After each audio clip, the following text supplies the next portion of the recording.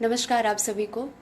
अ, अभी जस्ट आधा घंटे पहले 30 मिनट्स पहले मेरी एक दीदी जो कि मेरी तरह एक मेडिटेटर हैं, साधिका हैं और वो फैज़ाबाद में रहती हैं। उन्होंने मुझे फ़ोन किया और कहा कि अमृता, मुझे सुबह फ़ीवर फ़ील हो रहा था, फ़ीवर था, तो मैंने उसके लिए दवा तो ले ली, लेकिन अभी मुझे सुबह से ही मुझे सांस लेने में थोड़ी दिक्कत महसूस हो रही है। गले पे कुछ फंसा फंसा सा लग रहा है और चेस्ट में भारीपन महसूस हो रहा है।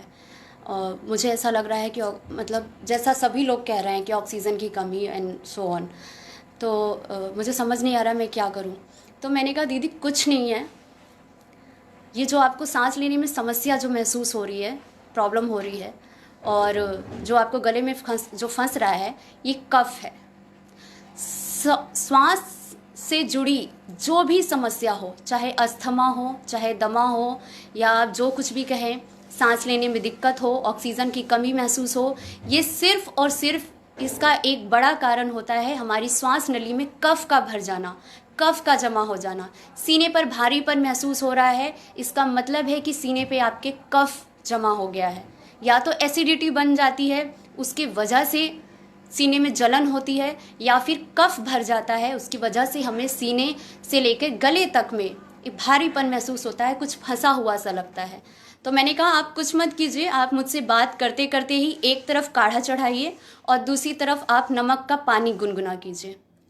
तो पहले तो उन्होंने कहा कि क्या इससे हो जाएगा? मैंने कहा बिल्कुल होगा, कुछ और नहीं है, ये सिर्फ और सिर्फ कफ है। तो उन्होंने मुझसे बात करते करते ही गैस पे पानी चढ़ाया, उसमें नमक डाला, नमक थोड़ा सी ज़्यादा मात्रा में डाला उन्होंने, और पानी को गुनगुना किया और फ़ोन को 2 मिनट के लिए साइड में रखकर उन्होंने गलाला किया। और गलाला जब उन्होंने करना शुरू किया तो एक भारी मात्रा में उनके मुंह से कफ बाहर आया है, कफ निकला है। और उन्होंने कहा कि हाँ अमृता तुम सही कह रही थी, और कफ निकला है मेरे, और जो मुझे गले में फंस रहा था वो कफ था। और now I am feeling well, मुझे बहुत अच्छा महसूस हो रहा है और अब मुझे सांस भी अच्छे से आ रही है। मतलब आप सोचिए, इतनी छोटी सी प्रॉब्लम की वजह से, छोटी सी चीज़ लोग समझ नहीं पाते हैं कि सांस लेने में दिक्कत हो रही है और ऑक्सीजन की कमी, और इसका बड़ा कारण होता है कि एक तो देखिए पानी की कमी के कारण ही हमारे अंदर कफ और पित्त ये दोनों बिगड़ते हैं। और कफ जब बिगड़ जाता है, कफ जब खराब हो जाता है, तो वो आके हमारे गले में ही इकट्ठा होता है। जब हमारा डाइजेशन अच्छे से नहीं होता, हमारे शरीर में पानी की कमी हो जाती है, तो हमारा कफ बिगड़ जाता है और वो कफ नीचे ना जाके हमारे गले में आके रुकता है, गले में फंसता है। इससे हमारी श्वास नली, जो सांस लेने की, नाक से लेकर जो हमारे चेस्ट तक की जो नली होती है, वो कफ से भर जाती है। इससे इंसान को दमा भी हो सकता है, इंसान को अस्थमा भी हो सकता है, इंसान को सांस लेने में प्रॉब्लम होती है। और जब सांस लेने में प्रॉब्लम होगी, सही मात्रा में वायु यानी हवा हमारे अंदर नहीं जाएगी, एयर अंदर नहीं जाएगी, तो इंसान को ऑक्सीजन की कमी महसूस होगी। तो इसका एक ही कारण है, और उसको ठीक करने का जरिया है उस कफ को निकालना। और जब आपको ऐसा कुछ भी फील हो, किसी को भी सांस में लेने में दिक्कत महसूस हो, किसी को भी चेस्ट में भारीपन महसूस हो या ऑक्सीजन की कमी महसूस हो, तो अपने अंदर का कफ साफ करने की कोशिश करें। उसका रास्ता है नमक के पानी से गलाला करना।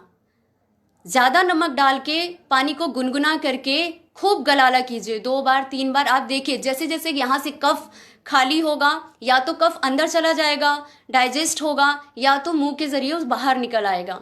तो आपको खुद रिलैक्स फील होगा। ऐसे में घबराने की ज़रूरत नहीं है, ये सिर्फ कफ है जो आपको प्रॉब्लम फील कराता है श्वास नली में।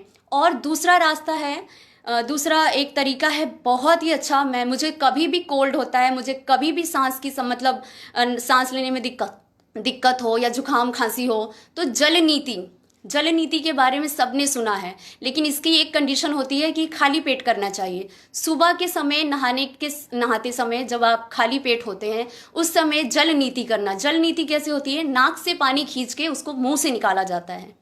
तो आप देखेंगे जो नाक से लेकर और आपके गले तक की जो श्वास नली होती है, उसमें जो भी कफ जमा होता है, जब आप नाक से पानी खींचते हैं और मुंह से निकालते हैं, तो वो कफ धीरे धीरे आपके मुंह के जरिए बाहर निकलता है। कुछ बाहर आ जाता है, कुछ आपके चेस्ट में जाके इकट्ठा होता है। तो जब तक आपके नाक से पानी खींचने पर तुरंत मुंह से ना आने लगे, तब तक नाक से, दोनों नाक से थोड़ा थोड़ा करके पानी खींचते रहिए, खींचते रहिए। जब एकदम से आपके पानी, मतलब आपने नाक से इधर पानी खींचा और तुरंत आपके मुंह से पानी बाहर आने लगा, तो मतलब समझ लीजिए कि जो नाक का जो रास्ता है वो बिल्कुल साफ हो गया है, कफ वहां से निकल के नीचे चला गया है और कुछ बाहर आ गया है। उसके बाद क्या करना है, जब नाक का रास्ता साफ हो जाए, उसके बाद मुंह में उंगली डाल के जो गलाला करते हैं, जहाँ तक आपकी उंगली जाए गले में, उसको डाल के खूब अच्छे से कुल्ला करना है, खूब अच्छे से गलाला करना है। तो देखेंगे जो आपके चेस्ट पे जो कफ जमा होगा वो वॉमिटिंग के रूप में, मतलब पूरा का पूरा मुंह से बाहर आ जाएगा। आपको इतना रिलैक्स फील होगा, इतना रिलैक्स फील होगा, और आप फील करेंगे कि आपको अगर ज़्यादा दिन से, अगर आप कोल्ड से भी परेशान हैं या किसी भी स्वास्थ्य संबंधी समस्या से आप परेशान हैं, उससे आप बिल्कुल निजात फील करेंगे, आपको बिल्कुल उससे रिलैक्स फील होगा। कफ को हटाने का यही सबसे अच्छा तरीका होता है। जब भी कफ बिगड़ जाए तो कोई मेडिसिन नहीं खानी चाहिए, कोई भी सर्दी जुकाम की दवा नहीं खानी चाहिए, कोई केमिकल बेस्ड मेडिसिन नहीं खानी चाहिए भूल से भी, क्योंकि वो क्या कर देता है, कफ को और ज़्यादा जमा कर देता है, और वही फिर आपके सर में दर्द होता है, वो प्रॉब्लम को और बढ़ाता है, कम नहीं करता है। तो आप सभी को ये बात मैं इसलिए बता रही हूँ, इसलिए शेयर कर रही हूँ, क्योंकि जो लोगों में ज़्यादातर समस्या देखी जा रही है सांस से जुड़ी हुई, ऑक्सीजन से जुड़ी हुई, उसका मेन कॉज ये है कि लोगों के अंदर कफ जमा हो जा रहा है, कफ फंस रहा है। तो उसके लिए घबराने की ज़रूरत नहीं है, सिर्फ आपको अपना कफ साफ करने की ज़रूरत है। उसके लिए नमक वाले पानी से गलाला कीजिए, काढ़ा जिस तरह से मैंने कल रात में बताया था वो वाला काढ़ा पीना है। लौंग और दालचीनी या अदर वाला काढ़ा नहीं पीना है, सिर्फ तुलसी की पत्ती, काली मिर्च, चुटकी भर सेंधा नमक। 1 कप बनाना है काढ़ा तो 3 कप पानी चढ़ाइए, और उसको खूब पकाने के बाद जब 1 कप पानी रह जाए, तब उसमें आधा नींबू का रस निचोड़िए और इस काढ़े को पीजिए 2-3 बार। देखते हैं कैसे आपको जुकाम नहीं जाता, कैसे आपकी सांस संबंधी समस्या नहीं सही होती, और कैसे आपको सांस लेने में सरलता नहीं होती। तो प्रॉब्लम की वजह ये है, और उसको ठीक करने का उपाय ये है कि आपको अपने अंदर का कफ निकालना है। ये कोई बड़ी बीमारी नहीं है। तो आई होप आप सबको ये काम आए। आप खुद भी अवेयर रहिए, अपने आसपास के लोगों को भी अवेयर कीजिए। घबराने की बिल्कुल ज़रूरत नहीं है, डरने की बिल्कुल ज़रूरत नहीं है। अभी मेरी वो दीदी बिल्कुल रिलैक्स फील कर रही हैं, बिल्कुल हल्का महसूस कर रही हैं, और अब उनकी जो वो घबरा रही थी, उनकी घबराहट भी दूर हो गई है। तो थैंक यू, नमस्कार।